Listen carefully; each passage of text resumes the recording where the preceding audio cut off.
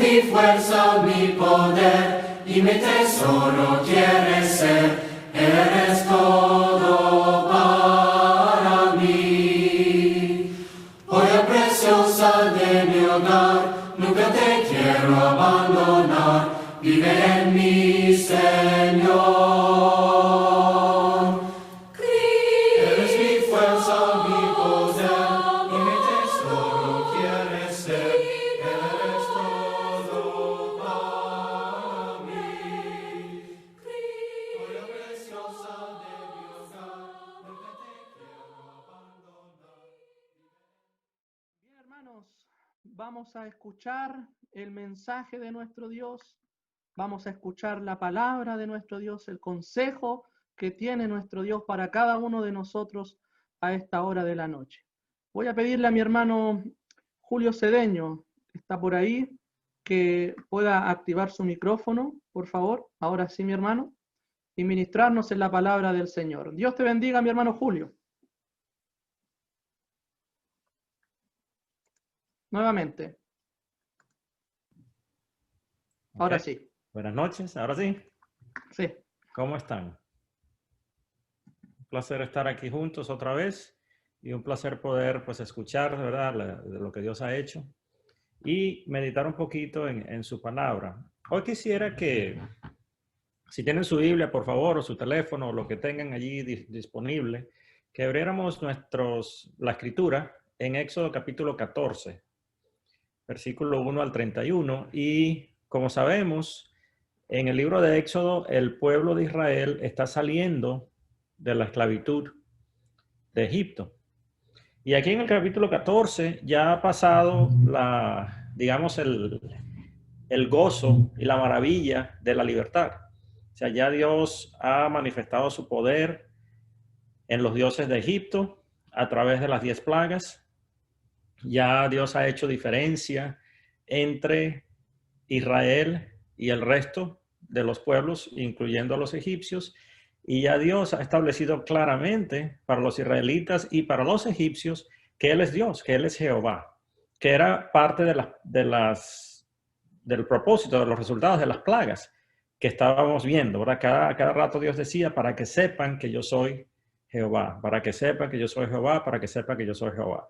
Ahora en el capítulo 14, ya después de que se ha celebrado la Pascua, los primogénitos han sido rescatados, los primogénitos de Israel, y han sido consagrados en el capítulo 13 para que sepan que fueron salvados, no para que hicieran lo que quisieran con ellos, sino para que se dedicaran a Jehová.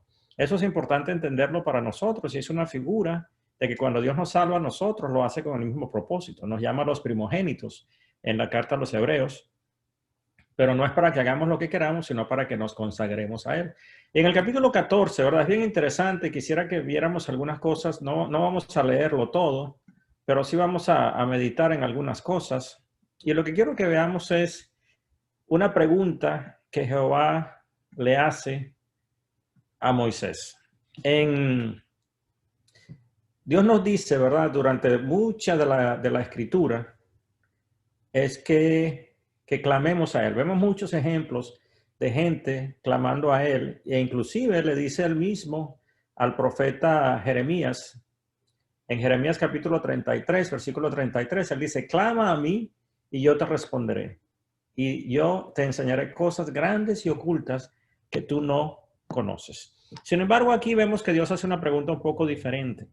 Aquí dice la escritura, empezando el versículo 1, que salgan, que se muevan hacia adelante, que den la vuelta, ¿verdad? Y acampen delante de un lugar llamado Pi-hahirot y que acampen junto al mar. Esto es cuando han salido de Egipto, porque Faraón va a decirle dirá a los hijos de Israel que están encerrados. Versículo 3, Jehová dice, yo voy a endurecer el corazón de Faraón para que lo siga y me glorificaré en él y en todo su ejército. Y repite allí en el versículo 3, y sabrán que yo soy Jehová. Y así lo hacen. Se le avisa al rey de Egipto, ¿verdad? Y Faraón se pregunta a sí mismo en el versículo 5, ¿cómo es posible que hemos dejado ir a este pueblo? ¿Quién va a ser esclavo ahora? ¿Quién va a edificar? ¿Quién va a limpiar? Etcétera, etcétera. Prepara un ejército, versículo 7, de 600 carros escogidos, además de los carros de Egipto, sus capitanes, con su corazón duro, empieza a perseguir a los hijos de Israel. Y lo sigue, versículo 9. Y el ejército, bueno, dice el versículo 10 que cuando el ejército se hubo acercado, los hijos de Israel, versículo 10, alzaron sus ojos, fíjense, alzaron sus ojos, estos ojos físicos, y vieron a los egipcios que venían tras ellos, y temieron en gran manera, y clamaron a Jehová. Ahora, recordemos que ya habían visto las plagas, ya habían visto a Dios ejercer su poder sobre Israel, sobre los egipcios, sobre todos los dioses de egipcios. Sin embargo, aquí están atemorizados en gran manera y claman a Jehová y empiezan a quejarse. Versículo 11, le dicen a Moisés: ¿no había sepulcros en Egipto que nos has sacado para morir en el desierto? ¿Por qué has hecho así con nosotros? ¿Por qué nos has sacado de Egipto? Nos hubieras dejado, dicen, en la esclavitud. ¿No es esto lo que te dijimos estando allá? Déjanos servir a los egipcios, porque era mejor servir a los egipcios que morir aquí en el desierto. Moisés, manso y paciente, dice: no temáis, estad firmes y ved la salvación que Jehová hará hoy con vosotros, porque los egipcios que hoy habéis visto, nunca más para siempre los veréis. O sea, Moisés está manifestando fe. Jehová peleará por vosotros y vosotros estaréis tranquilos. Ahora, fíjense que todo este intercambio está ocurriendo entre los israelitas y Moisés. Dios no ha dicho nada hasta ahorita. No se ha manifestado, no ha asustado a los israelitas, no ha hablado con Moisés, pero lo hace ahora. Y en el versículo 15, Jehová dice a Moisés: ¿por qué clamas a mí? ¿Por qué clamas a mí? Ahora, le dice: di a los hijos de Israel que marchen. Y tú alza tu vara y extiende tu mano sobre el mar y divídelo, y entren los hijos de Israel por en medio del mar en seco. Y he aquí yo endureceré el corazón de los egipcios para que lo sigan, y yo me glorificaré en Faraón y en todo su ejército, en sus carros y en su caballería, y sabrán los egipcios que yo soy Jehová, cuando me glorifique en Faraón, en sus carros y en su gente de a caballo. La historia continúa, y solo para que sepamos, ¿verdad?, cómo termina, que creo que ya sabemos. Dice la escritura que Dios protege el frente y la retaguardia del campamento de Israel. Versículo 21, extiende Moisés su mano sobre el mar con su vara, y el mar se parte por la mitad y queda tierra seca, se dividen las aguas. Los hijos de Israel pasan por en medio del mar con un muro de agua a la derecha o un muro a la izquierda, y cuando los egipcios los siguen, después de toda la noche, cuando los israelitas ya están del otro lado, en tierra seca, el mar se cierra sobre los egipcios y mueren absolutamente todos. Se vuelven las aguas, versículo 26, cubren los carros y la caballería. Los hijos de Israel, versículo 29, están en seco ya cruzando al otro lado. Salva Jehová a Israel de mano de los egipcios. Versículo 31, y vio Israel aquel grande hecho que Jehová ejecutó contra los egipcios, y el pueblo temió a Jehová y creyeron a Moisés y a su siervo. Pero lo que quisiera que meditáramos esta mañana es en esa pregunta, esta noche, perdón, que hace Jehová a Moisés. Jehová dice: ¿por qué clamas a mí? Cuando en muchas otras partes del Antiguo Testamento vemos a Dios contento y mandándonos a clamarle y dándonos buenos resultados cuando clamamos a Él, diciendo lo que pasa cuando clamamos a Él, cómo le gusta que clamemos a Él, aquí de repente dice: ¿por qué clamas a mí?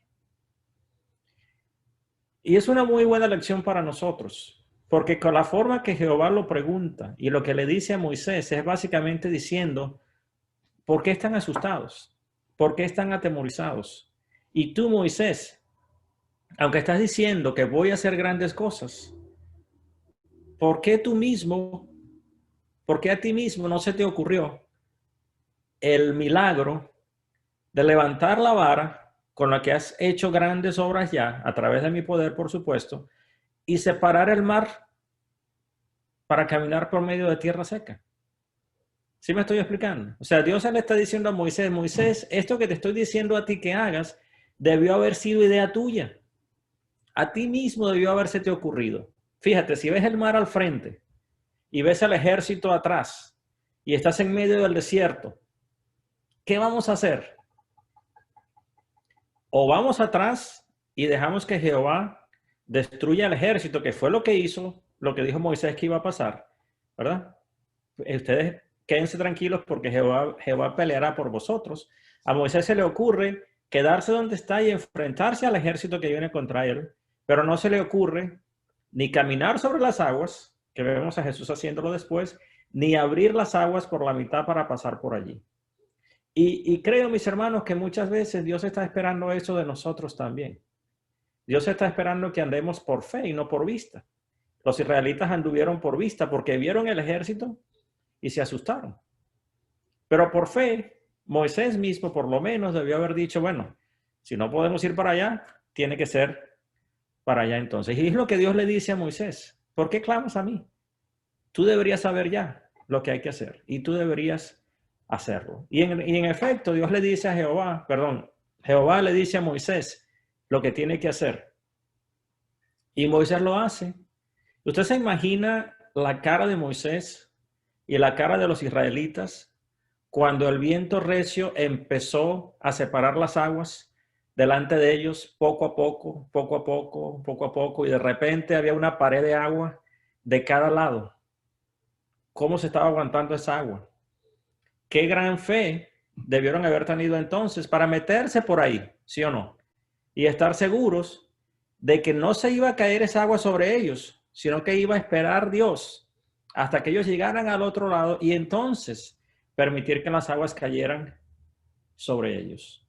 Y nosotros hemos estado ya clamando por 6 veces y hemos dicho cuántas veces que Dios nos ha escuchado. Y amén. Gracias a Dios por eso.